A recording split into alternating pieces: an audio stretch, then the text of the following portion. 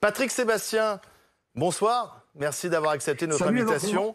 Jean-Marie Bigard, ce matin, nous a expliqué qu'il avait eu Emmanuel Macron au téléphone grâce à vous. Expliquez-nous ce qui s'est passé en fait. Moi, ce que je voudrais, c'est vous raconter la vérité, parce que là, quand même, ça prend des proportions qui sont très bizarres. Je vais vous raconter la genèse de l'histoire, exact. J'ai reçu il m'arrive d'échanger des messages avec le président de temps en temps. J'ai reçu un message du président il y a un mois à peu près, qui me disait qu'il avait vu que Bigard avait été brimé, on l'avait empêché de parler ou je sais pas quoi. Et le président me dit, je voudrais joindre Bigard pour lui dire que moi, je ne suis pas comme ça et que je suis pour la liberté d'expression. Donc, la volonté du président, c'était de parler à Bigard, d'être sympa avec lui, quoi. Tu vois ce que je veux dire? C'est-à-dire de lui dire, voilà, mais en aucun cas, Macron n'a appelé Bigard pour lui parler de politique ou pour le consulter sur quoi que ce soit. Il se trouve que, d'après ce que j'ai compris, Jean-Marie a profité du truc pour lui parler d'autre chose. Mais je te cache pas que je crois que le président est quand même assez fâché d'avoir eu de la gentillesse pour Jean-Marie. Moi, ça reste mon ami, Jean-Marie. Mais là, je crois qu'il a déconné un petit peu parce que le président l'a appelé par gentillesse pour le soutenir, lui dire que la liberté d'expression, il y tenait. Et il se retrouve à dire Macron m'a appelé pour avoir mon avis et il se met à lui cracher dessus. C'est pas très cool, quoi. Pour moi, hein. Moi qui suis à l'intermédiaire de ça, simplement pour donner le numéro, c'était pas du tout le but de l'appel de Macron n'était pas je vais appeler Bigard pour lui demander son avis, etc. C'était pour lui dire voilà, la liberté d'expression, moi j'y tiens et je sais qu'on me fait des misères pour ça et voilà, c'est tout. Donc, Patrick Sébastien, que pensez-vous de la candidature ce matin de votre ami Jean-Marie Bigard qui dit moi la présidentielle, j'y pense sérieusement? Moi, Jean-Marie, c'est mon copain. Mais franchement, nous, on est des saltimbanques.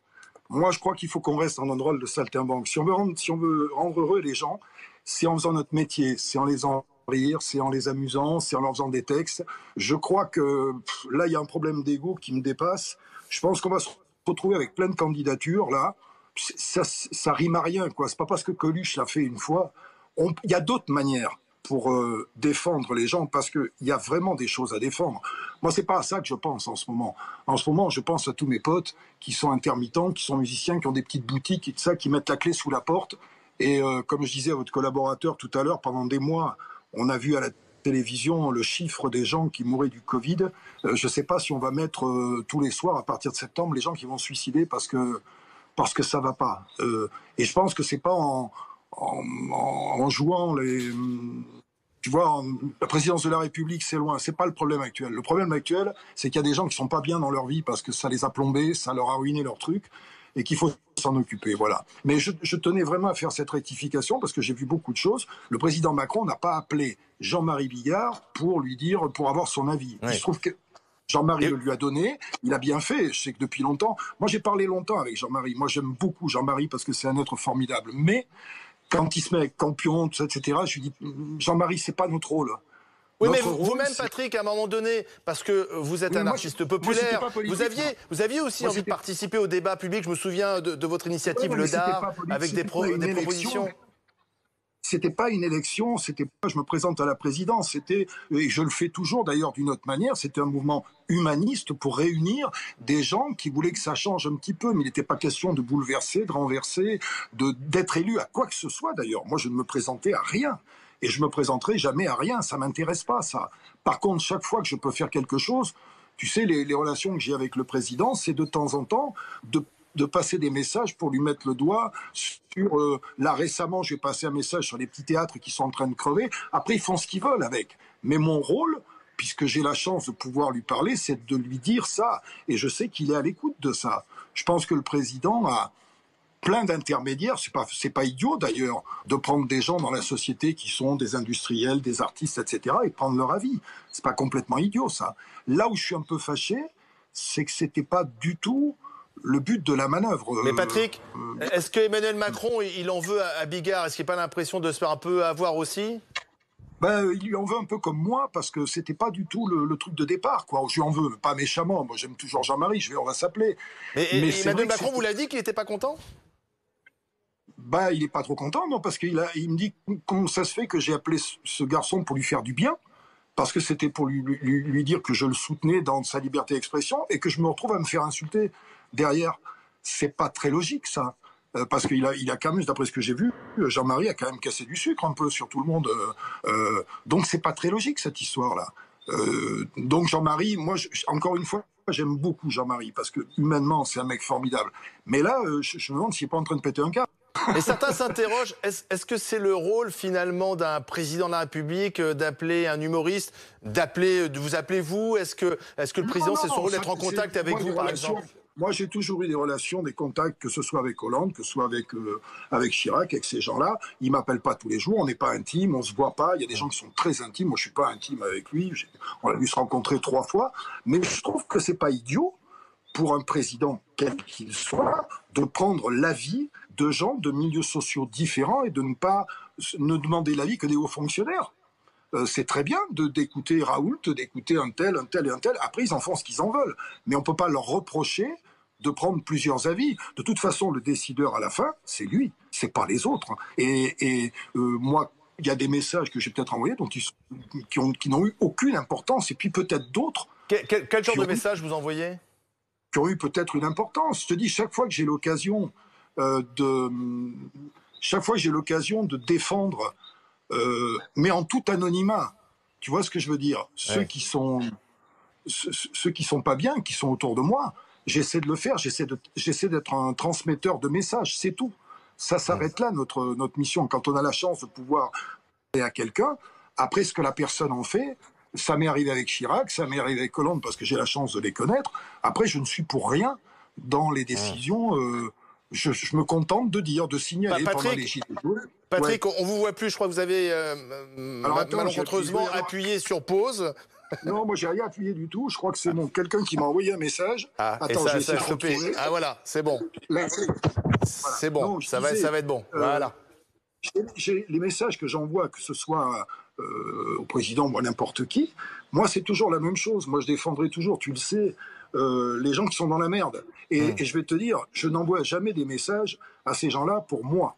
Oui, mais Patrick Sébastien Bigard, Jean-Marie, il dit que finalement Emmanuel Macron a besoin d'être en contact avec lui ou peut-être avec d'autres pour être plus proche du peuple, pour savoir ce que le peuple ressent. C'est quand même inquiétant. C'est-à-dire que le président est dans une tour d'ivoire. Bah non.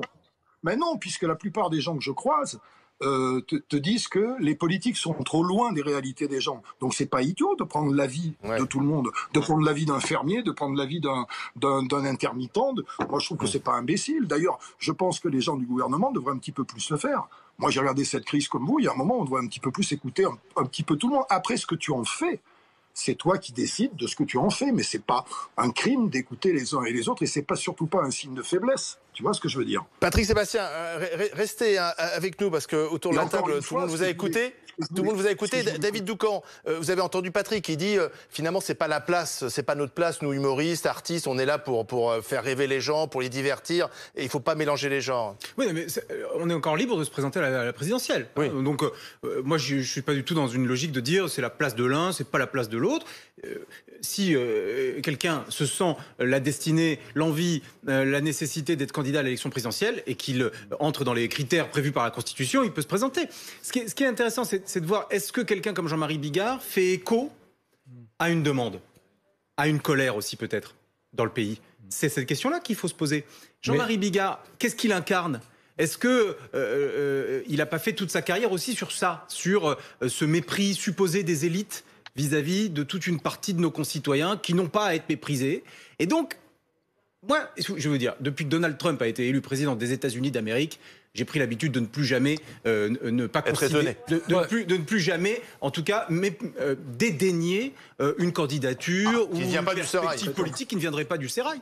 Éric Brunet. Cela dit, à l'instant, Patrick Sébastien faisait référence à Coluche. Voilà, il expliquait que lui-même, pour s'amuser, avait imaginé de rassembler des gens, mais sans aucun dessein, sans aucun but de se faire élire. Oui. Mais je pense que ce qui fait peut-être réfléchir depuis des mois, peut-être même depuis des années, quelqu'un comme Bigard, sans qu'il en ait forcément parlé, c'est pas Coluche, c'est BP Grillo qui lui a obtenu le pouvoir. C'est Zelensky qui a été élu, cet humoriste ukrainien, me semble-t-il, qui a été élu président de l'Ukraine en 2019. Donc, effectivement, et on l'a bien vu dans l'interview qu'il a accordée ce matin à BFM TV, Bigard. On voyait très bien qu'il faisait référence aux Gilets jaunes, en expliquant que les Gilets jaunes cherchaient quelqu'un pour les représenter, et que finalement, le nom sur lequel il s'était le plus entendu était celui de Bigard. Ça m'avait échappé d'ailleurs au passage, parce qu'on l'a vu, lors d'une élection municipale, il était candidat sur la liste de Campion, Bigard, dans le 10e arrondissement, c'est bien ça à Paris, ouais. Il a recueilli une 50aine de voix. Donc, à mon avis, c'est pas non plus le raz-de-marée électoral qu'il imagine être. Les Gilets jaunes ne sont pas forcément parisiens. Non, j'entends bien. Mais ce qui est intéressant, c'est que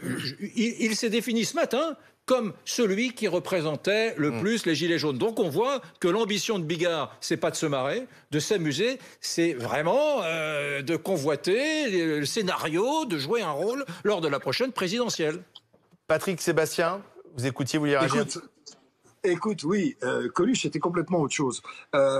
Jean-Marie représente quelque chose, effectivement. Moi aussi, je représente quelque chose pour ces gens-là. Moi aussi, les Gilets jaunes sont venus me solliciter plein de fois, etc.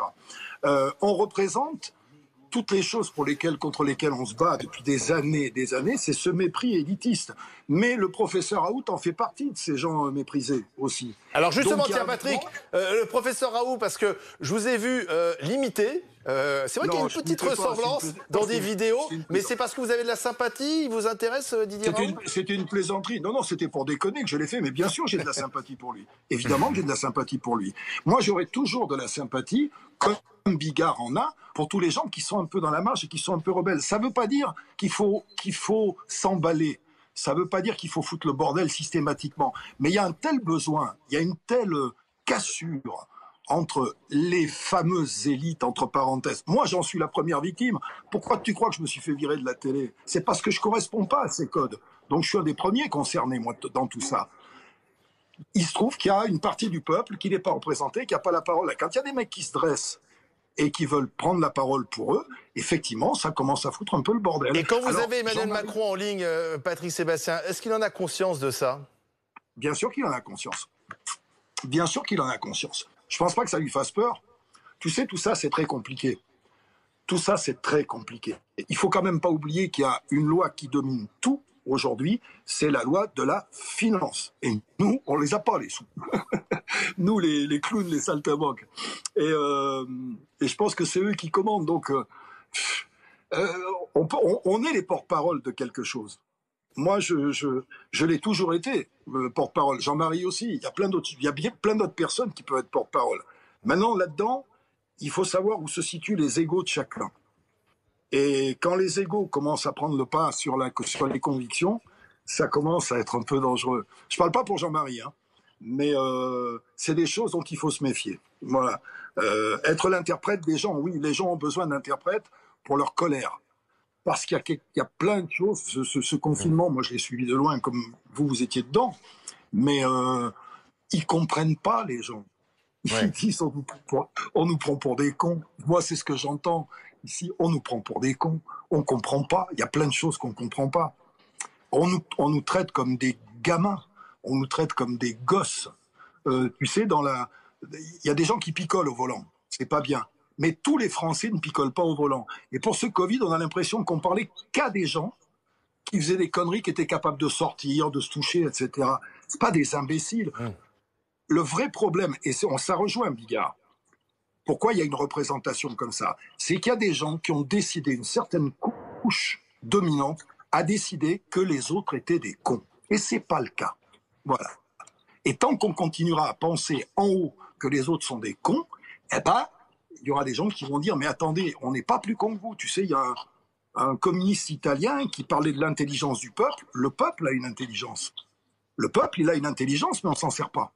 Donc, c'est normal que Jean-Marie surfe là-dessus. Moi, je trouve qu'on peut le faire autrement, mais si c'est son kiff, s'il y croit, s'il y a du monde derrière, pourquoi ? Mais il ne faut pas que ça le bouffe. Moi, je sais, tu sais, j'ai vécu... Il ne faut pas que ça se retourne contre lui. On va s'arrêter là, Patrick. Patrick, on va s'arrêter là. Ouais, j'ai vécu la campagne de Coluche de très près. Ça lui a fait beaucoup de mal. Oui.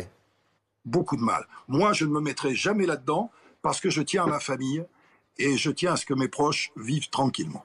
Merci, Patrick Sébastien.